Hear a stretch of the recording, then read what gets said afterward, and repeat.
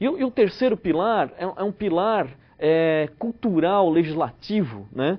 Onde, claro, não basta que eu tenha uma instituição, uma sociedade, mas eu tenho que ter os mecanismos também, né? Esses mecanismos, então, é o que a gente conversou nessas palestras da semana, tanto os mecanismos que o poder público pode ajudar, como os mecanismos institucionais da legislação. A gente tem que verificar uma mudança de padrão ético, né? Não é possível que, mesmo eu podendo contratar, eu como gestor público posso contratar a consultoria da minha esposa e a lei não impeça isso, mas eu vou fazer ou não vou. Então essa discussão vai além da lei, essa discussão vai pelo plano ético da sociedade, né?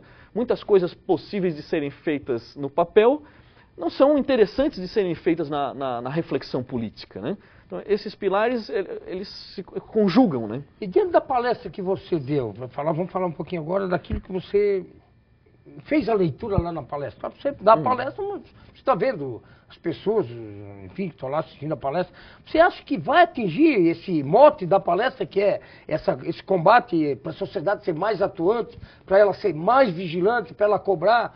Principalmente aquele que lê, que procura, que o analfabeto político fica difícil, realmente fica. Uhum.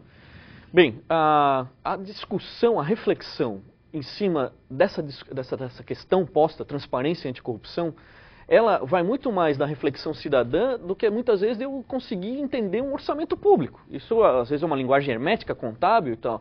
Então o governo tenta deixar essa informação mais fácil e eu tento entender, mas muito mais refletindo, né? Quando eu tenho uma situação de furar uma fila, por exemplo, né? Eu ia chegar lá, tem vários casos bem parecidos, que acho que não é nada, mas você está cometendo um ato corrupto. Claro. Está furando fila, está tentando subornar um guarda numa multa de trânsito, estacionar num local de cadeirante, enfim, isso tudo faz parte, para mim, de um ato lesivo. A corrupção, o termo corrupção que existe... Corrupto não é só o dinheiro. Claro, corrupto, tanto que para você configurar o crime de corrupção, basta oferecer, não precisa ter nenhuma transação monetária envolvida, né? Ofereceu, já é corrupção isso, né? Sim. Então, ou pediu, né? Já é corrupção, mesmo que o outro não pague, né? Esse pilar, até o outro pagar, né? A gente, quando está falando de... A gente fala sempre do custo Brasil, a gente fala da alta taxa de incidência de impostos, a dificuldade do empresário trabalhar o dia a dia da sua empresa, mas a gente vê um elemento importante no combate à corrupção, que é a participação do empresariado. Porque no momento que eu tenho um corrompido, eu tenho um corruptor. E muitas vezes, quando isso envolve a questão financeira, esse corruptor está no setor privado. Né? Por isso que você cita o empresário? Exatamente, porque eu cito o empresário. No momento que a empresa se preocupa em ser íntegra também, no momento que a empresa tem código de ética, que ela não paga um almoço pro decisor da licitação, porque é meu amigo, sei lá o quê, isso não é permitido dentro da estrutura da empresa. Até pouco tempo atrás, antes da convenção da OCDE sobre suborno transnacional, uma empresa no Japão poderia descontar do seu imposto de renda a propina paga no terceiro mundo para fechar negócios. Certo? Podia dizer, por que não? Já que no terceiro mundo é daquele jeito, eu tive que pagar propina, quero descontar no meu imposto de renda. Vou descontar no imposto de renda. Né? Não, porque lá é o terceiro mundo e coisa assim. Isso não é mais possível de ser feito no mundo. Né? Quando você fala do empresário, então o empresário não me deu a nota, eu não pedi a nota, então ele tem a obrigação de dar a nota. Exatamente. Eu não tenho que pedir a nota, então. Você não deixa de ser um ato corrupto, você não está dando nota. Ele está só negando. Corrupção é sair das regras negociadas. Então nós negociamos leis, nós escolhemos nossos representantes, nós compomos as câmaras e as assembleias, e eles fizeram as leis, e na lei lá está escrito, tem que dar nota fiscal. Né? E dentro de uma norma ética, de um padrão ético também, sim, o fato de eu não dar nota fiscal significa que eu não estou contribuindo para arrumar a rua, para melhorar a iluminação pública, uma série de coisas. Então, o fato de eu dizer assim, eu tenho que receber o pedido para executar uma coisa que é eticamente exigível e legalmente exigível, isso faz parte de uma empresa que não se preocupa com a sua sustentabilidade. Ela acha que o lucro imediato faz com que ela tenha o ganho.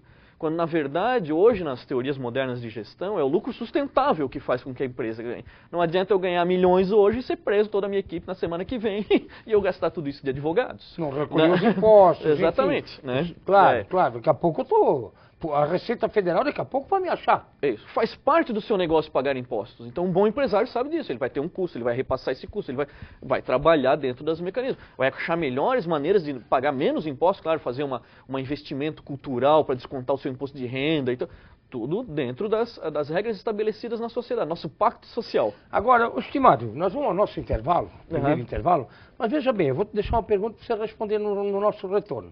Quando você fala em transparência e anticorrupção, que é um mote normalmente das suas palestras, e você fala, cita o empresário e a sociedade vigilante, e, enfim, que ela tem que estar cobrando, mas também nós temos os tribunais de contas do Estado, da União, nós temos o Ministério Público, nós temos a Câmara de Vereadores, que está lá para legislar, mas também fiscalizar, que normalmente se faz muito pouco, se perde as coisas, normalmente o comando executivo tem a grande maioria, ou seja, na Assembleia, ou seja, na Câmara de Deputados, ou seja, na Câmara de Vereadores, e que daí nada daquilo que a população espera, o vereador consegue, o deputado consegue, e os deputados federais também às vezes conseguem. Por quê? Porque detém o executivo a maioria no comando. E quem tem a maioria domina e faz como quer. Mas aí tem o Ministério Público, que atua, e atua bastante. A gente vê hoje a atuação do Ministério Público muito forte. Então, essa sua colocação é importante, que a sociedade tem que vigilar, tem que cobrar, mas também precisamos muito do Ministério Público e muitos dos tribunais de contas do Estado, da União, que infelizmente as indicações são políticas. Depois nós vamos entrar nesse assunto. Sim. E essa é a pergunta que eu quero deixar. O que você vê desse aparato todo, das indicações políticas dos tribunais, dos comandos dos executivos, tanto prefeitos como governadores e presidente da República, que detêm a grande maioria normalmente, depois de uma eleição, e que fazem o que querem. Essa aqui é a grande verdade. E aí nós dependemos de quem? A sociedade, de nós fiscalizar e do Ministério Público. Ou pintar a cara e ir para a rua. Você vai responder isso depois do nosso intervalo.